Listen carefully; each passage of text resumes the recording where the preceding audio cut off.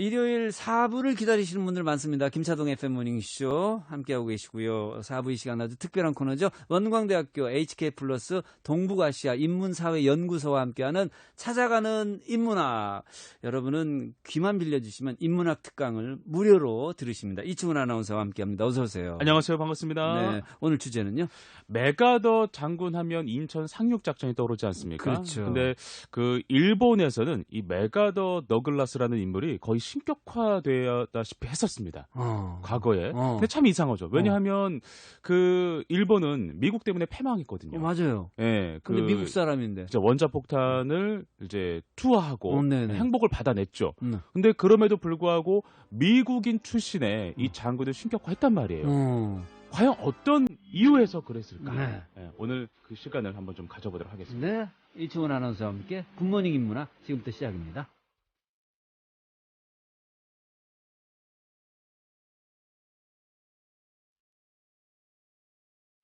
원광대학교 HK+ 동북아시아 인문사회연구소와 함께하는 찾아가는 인문학 굿모닝 인문학. 오늘 유지아 교수님과 함께하겠습니다. 안녕하세요, 교수님. 안녕하세요. 네, 반갑습니다. 교수님, 오늘 이야기 주제는 뭘까요? 여러분들이 잘 알고 계시는 더글라스 메가더에 대한 내용을 한번 살펴보고자 합니다. 그래요? 더글라스 메가더 장군 하면은 거의 우리는 전쟁의 영웅이다 이런 식으로 많이 생각을 하고 있잖아요. 그렇죠. 네. 그럼 어떤 이야기가 이렇게 주어지는 걸까요? 지금 말씀하신 것처럼 네네. 메가더 하면 한국에서는 이제 인천 상륙 작전을 그렇죠. 더불어서 네. 그다음에 이제 이미지로는 이제 선글라스와 네네. 이 그 파이프 담배. 네. 그러니까 굉장히 이미지화되어 있죠. 네. 실제로 이 더글라스 메가더는 한국에서뿐만 아니라 이 동아시아에서는 태평양의 시저라고 하는 별칭이 있을 정도로 네. 여러 나라에서 사실은 이 메가더에 대한 이 추억과 또는 일화들이 굉장히 많이 있습니다. 네네. 그 가운데서도 오늘은 좀 일본과 관련된 내용을 말씀을 드리고자 합니다. 네, 알겠습니다. 자, 일본과 관련된 이야기이긴 하지만 그래도 우리가 또 다른 나라 이야기부터 먼저 한번 좀 짚고 가면 좋을 것 같긴 한데요. 그렇죠. 교수님. 네. 그 첫 번째 소주제를 제가 이렇게 좀 갖고 오신 자료를 보니까 존재하지도 않는 필리핀의 육군 원수 메가더. 네. 이런 식으로 되어 있습니다. 예. 이건 어떤 이야기인가요? 먼저 메가더는 필리핀과 굉장히 밀접한 관련이 있습니다. 네. 메가더뿐만이 아니라 메가더의 아버지 때부터였죠. 그래서 이 메가더의 아버지가 이미 이 미국과 스페인 전쟁 당시에 필리핀에 가서 필리핀의 군정장관까지 했었기 때문에 네네. 이후 메가더가 이제 육군 사관학교를 졸업하고 그리고 나서 정식으로 이제 군대에서 재직을 하면서 필리핀으로 가게 됩니다. 물론 네네. 어렸을 때도 필리핀에서 자란 적이 있고요. 네. 이제 거기에서 필리핀에서 가서 이 군 생활을 하게 되면서 이 필리핀에 점점 이제 그 이후에 필리핀과 그 동아시아의 전쟁, 동아시아 내에서의 이 전쟁이라든가 이런 것들이 정리가 되면 네. 사실 미국은 필리핀을 좀 재군비 시켜가지고 어쨌든 우방국으로 한번 좀 삼아보자 이런 생각이 있었습니다. 그렇군요. 그래서 그 당시에 이제 보낸 게 메가더예요. 다시. 네네. 그래서 메가더를 보내서 여기를 좀 뭔가 군을 새롭게 정립을 재정비하자라고 네네. 하는 입장에서 갔는데 가서 이제 하다 보니까 메가더가 이제 맡게 된 것이 결국에는 이제 그 필리핀 군을 창설하는 것이고 그 군이 만들어지면 본인이 이제 먼저 초대 원수가 되겠다라고 하는 입장에 있었습니다. 그렇군요. 그래서 아직 군이 만들어지지도 않았는데 네네. 원수로 불렸던 거죠.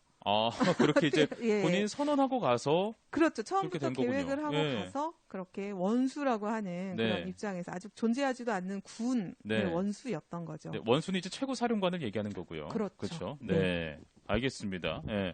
자, 오늘은 이제 필리핀의 이야기와 더불어서 그 일본에서의 메가더 장군의 이야기를 좀 더 중점적으로 이야기하신다고 하셨어요. 네. 앞서서는 우리가 그 배경들을 한번 좀 설명을 해봤고, 그럼 필리핀의 이야기에서 일본의 그 사이의 이야기는 어떻게 또 이어지고, 그 다음에 일본은 어떻게 또 전개가 되는지, 또 이야기를 한번 좀 들어보면 좋을 것 같은데요. 예. 이렇게 해서 필리핀에 있다가 결국에는 이제 이 메가더가 제2차 세계대전을 맞이하게 됩니다. 네. 그리고 이제 처음에 2차 세계대전이라고는 하지만 이 아시아 내에서의 이제 일본이 이 태평양 전쟁을 시작하게 되면서 예. 그러면서 파죽지세로 같이 공략을 했던 것이 바로 동아시아입니다. 여러분들 우리가 이제 진주만 공격이라고 얘기를 하는데 진주만 공격은 일본군의 일부가 가서 미군의 발을 묶어 놓으려고 예. 이 그 하와이를 공격한 거고요. 네. 같은 날 12월 8일이죠. 같은 날 이 동아시아를 전체 동아시아의 군을 일본군을 보내서 그 지역을 점령하게 되죠. 그리고 이제 공략을 해서 네. 그러한 과정에서 메가더는 이 필리핀에서 피난을 해서 이제 그 피해서 나오게 됩니다. 아, 그래요? 예. 당시에 뭐 바탄섬으로 먼저 피해가지고 거기에서 알려지기로는 네. 뭐 끝까지 선전을 했다, 선방을 했다 이렇게 알려지지만 네. 어떻게 보면은 이제 갇혀 있었던 거죠. 아, 역사적 사실은 좀 어떤 포로가 된 것 같은 예, 좀 그런 약간은 느낌이었네요. 그렇죠. 예. 그리고 이제 언제까지나 그렇게 있을 수는 없으니까 이제 음. 미군이 그러면은 빨리 탈출을 하자라고 해서 그 당시에 뭐 바탄보이스라고 하는 한 15명 정도의 예. 이 참모들과 함께 이 바탄을 탈출을 합니다. 그렇군요. 이 당시부터 이제 뭐 탔던 비행기라든가 이런 것들을 다 예. 바탄호라고 붙이게 되죠. 다 예, 이제 내가 역사적 유물로 남긴 거군요. 그렇죠. 네. 뭐 그렇게 하면서 이제 탈출을 했기 때문에 메가더로서는 굉장히 이거를 어쨌든 서력을 해야 된다라고 그렇죠. 하는 생각이 이제 약간 있었을 흑역사네요. 거죠. 메가더의 그렇죠. 흑역사가 돼버린 거죠. 네. 그리고 결국에 이제 미국이 다시 이 정비를 해서 총 공격을 시작을 할 때 예. 메가더가 나서서 물론 이제 태평양 함대의 장군이었기도 했고요. 네네. 그래서 결국에는 레이테 섬을 공략을 하게 되면서 네. 어떻게 보면 일본이 패전하는 과정에서 굉장히 중요한 지역을 공격을 했고 네. 거기를 선점함으로써 굉장히 이제 일본이 불리하게 되는 네. 그러한 과정들이 있었습니다. 그렇군요. 그러니까 이제 다시 좀 어느 정도는 설력을 하게 된 거죠. 네. 그러면서 굉장히 미국에서는 메가더에 대한 인기가 네. 어떻게 보면은 그 흑역사도 네. 굉장히 고난을 극복한 거잖아요. 그렇게 되는 거군요. 예, 네. 그래서 엄청나게 인기가 높아집니다. 국민적 메가더의. 영웅으로 발돋움하는 계기를 그렇죠. 삼은 거군요. 네. 근데 저는 이제 궁금한 게 일본에서의 메가더, 그러니까 많은 사람들은 모를 거예요. 일본에서의 메가더는 거의 뭐 그 신급화돼 있는 그런 이미지로 지금 조성이 돼 있지 않습니까? 예. 근데 일본에게 어찌 보면 패전을 안겨주는 또 원인일 수도 있는데 그렇죠. 이 과정이 너무 참 그 뭐랄까요, 아이러니하면서도 참 재밌어요. 네. 예. 그러니까 이제 그러면서 1945년 8월 15일에 전쟁이 끝나게 네. 됩니다. 그렇죠.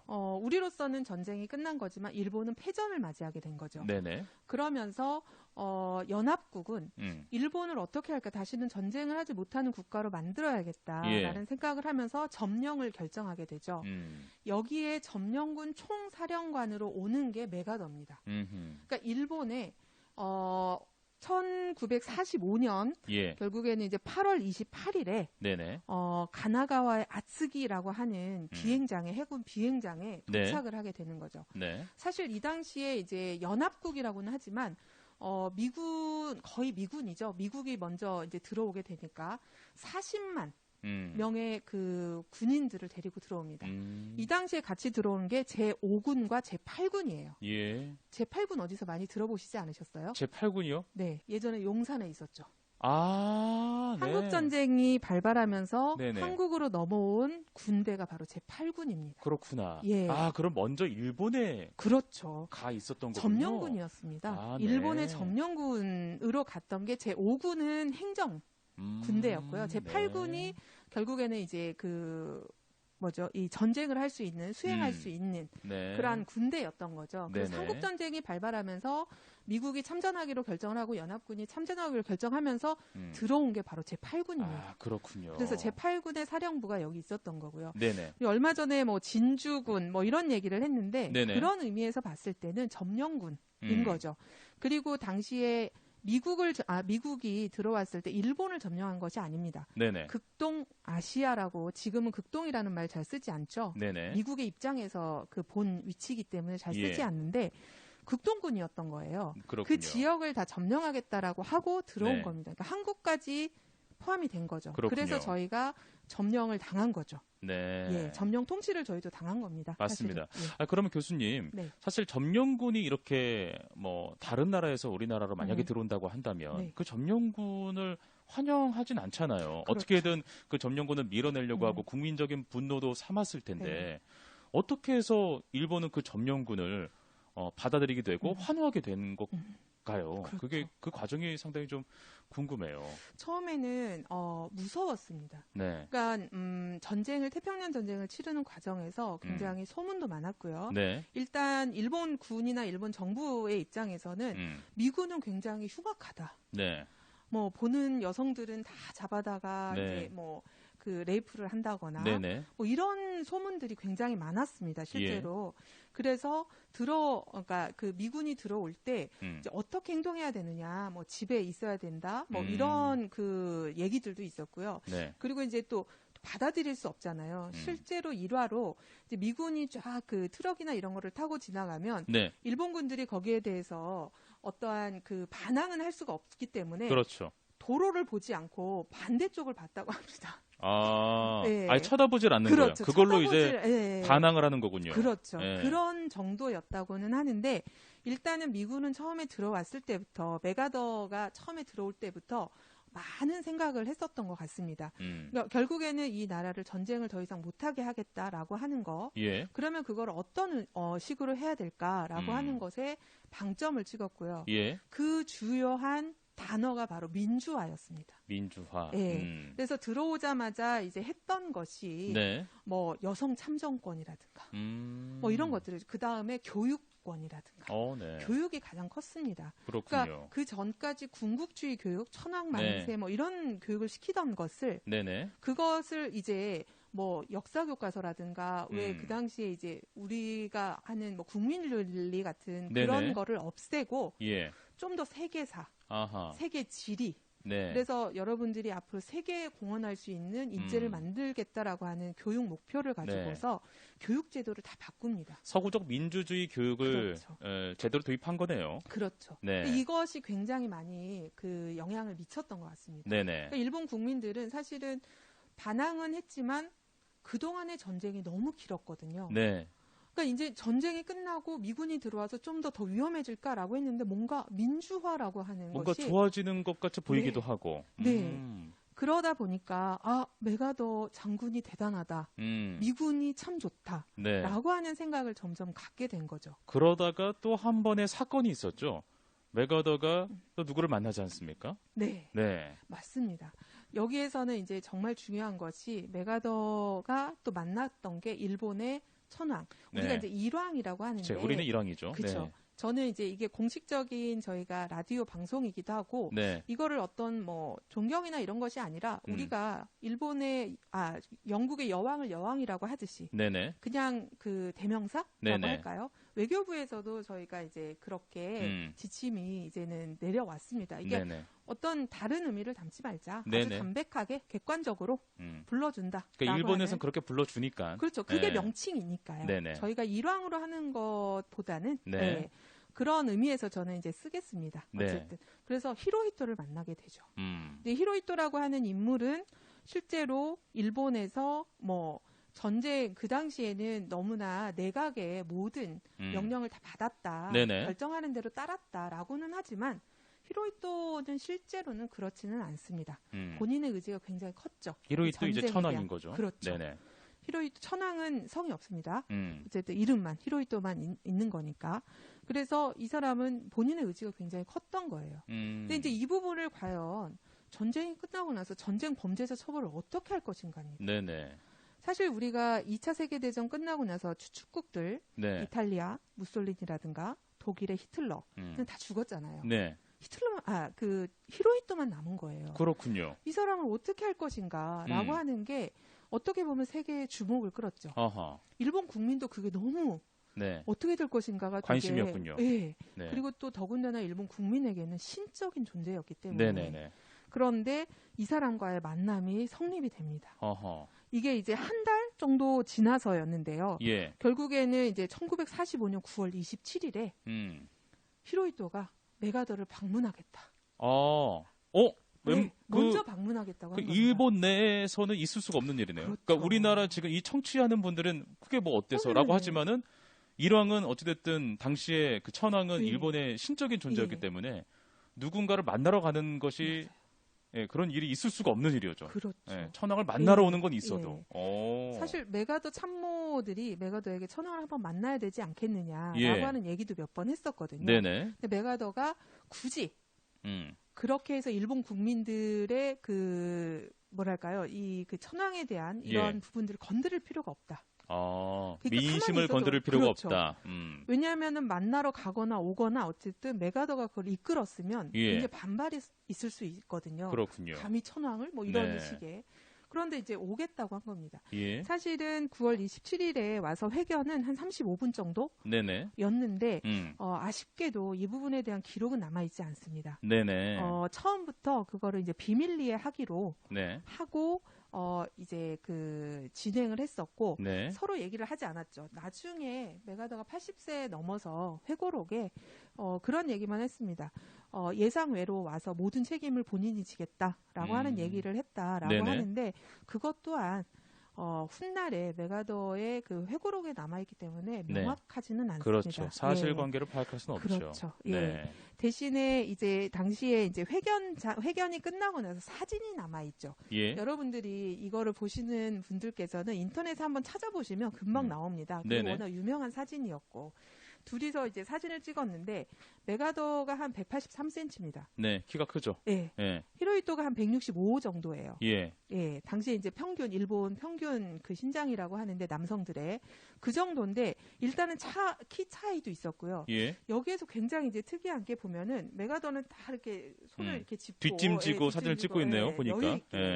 근데 히로히토는 굉장히 좀 뭔가 경직돼 있죠. 근데 이게 그 점령군이라기보다는 점령군 총사령관이라서라기보다는 여기에서 이제 우리가 좀 주목할 게 당시의 사진 역사적으로는 사진이 3장이 있습니다. 그래 좀 그 히로히토가 자세를 조금씩 바꿔요. 이 3장 다. 그게 뭐냐면은 히로히토는 아까도 말씀드렸지만 일본에서 신이었기 때문에 누가 세워놓고 사진 찍겠습니다. 하나, 둘, 셋 이런 걸 해본 적이 없는 겁니다. 어색하군요. 그렇죠. 감히 그렇게 하나 둘 셋 명령을 할 수가 없잖아요. 그러니까 살짝 뒤에서 찍고 옆에서 찍고 뭐 이렇게 찍었던 거를 찍어야 되는 거예요. 지금 이렇게 포즈를 취해야 되니까 그게 너무 어색한 거죠. 그러니까 이러한 일화들이 실제로 있을 정도로 굉장히 역사적 사건이지만 기록이 남아있지 않아서 참 안타깝다 이런 생각은 좀 듭니다. 네, 알겠습니다. 자, 교수님, 오늘은 이제 태평양의 시저 더글라스 메가더에 대해서 저희가 이야기를 하고 있는데 일본에서의 메가더 이야기까지는 저희가 한번 좀 짚어봤어요. 근데 여기서 끝내기는 아쉬우니까 우리 한국에서의 그 메가더는 또 어떤 이미지고 어떤 또 역사적인 사실을 갖고 있는지도 간략하게 한번 좀 들어볼까요? 그렇죠. 이제 한국 전쟁이 발발하고 나서 사실은 메가더가 바로 그러니까 총사령관인 거예요. 극동군의 총사령관이기 때문에 시차를 옵니다. 그래서 아까 말씀드린 바타모를 타고서 그 전용 비행기예요. 그걸 타고 와서 쭉 훑어보고 나서 이대로는 안 되겠다. 그래서 이제 그 미 8군을 투입시키고 그리고 나서 인천 상륙 작전을 감행을 하게 되죠. 굉장히 큰 성과를 올렸습니다. 그렇죠. 그리고 이제 이것을 계기로 해서 위로 쭉 올라가서 결국에 이제 중국까지 다 밀어내겠다라고 하는 게 통일을 시키겠다라고 하는 것이 메가더의 생각이었는데 여기 이제 막힌 게 중공군이었죠. 맞습니다. 그 과정에서 실제로 메가더가 생각했던 건 뭐냐면 여기서 멈추면 안 된다. 끝까지 가야 된다라는 거였어요. 더 강행해야 된다. 그렇죠. 그래서 이제 생각했던 것 중에 하나가 뭐냐면 저희도 많이 알고 있는 원자폭탄 사용. 미국이 처음에 일본의 히로시마에 사용했던 겁니다. 이거를 사용하자. 그리고 또 하나는 뭐냐면 중국 동북부를 공습을 하자. 사실은 여러분들 미국이 이렇게 일본하고 싸우면서 굉장히 성공을 거둔 공격 방법이 바로 공습입니다. 일본의 본토를 그리고 도쿄라든가 오사카 이런 큰 도시들을 공습을 감행하는 거예요. 그러니까 이거는 사실 어떻게 보면 전쟁 범죄입니다. 일반인들을 그렇게 공격하면 안 되거든요. 군인이. 그렇죠. 그런데 이제 그거를 감행한 겁니다. 그러니까 일본으로서는 사실은 전의가 떨어지는 거예요. 일본 국민들은 밖에서 싸웠는데 어느 순간 보니까 자기들이 공격당하고 있거든요. 하하.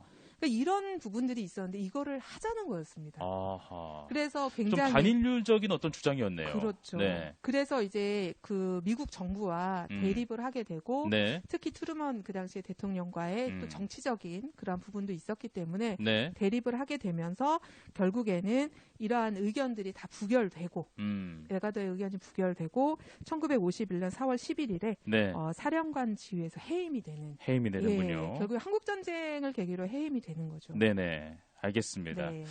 자, 오늘 이렇게 더글라스 메가더에 대해서 우리가 필리핀에서부터 한국까지 쭉 알아봤는데요. 오늘 마무리 말씀 해주시면 감사하겠습니다.